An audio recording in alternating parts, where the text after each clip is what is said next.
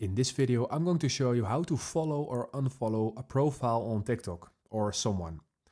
The first thing you're going to do is you're going over to someone's profile, and I am doing that via the Explore page, but you can also do it in your following section or your For You.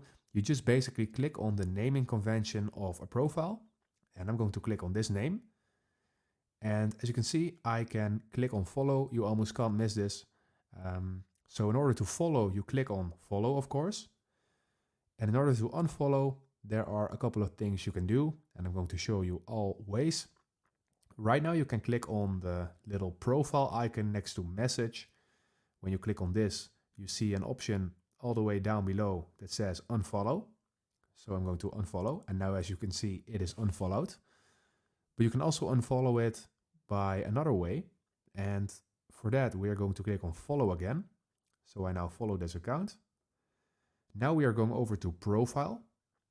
And in profile, we are going to click on following. And when we click on following, we basically see all accounts that are being followed by your profile.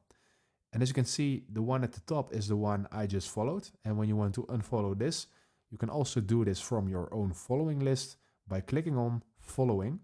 And that basically makes you unfollow an account.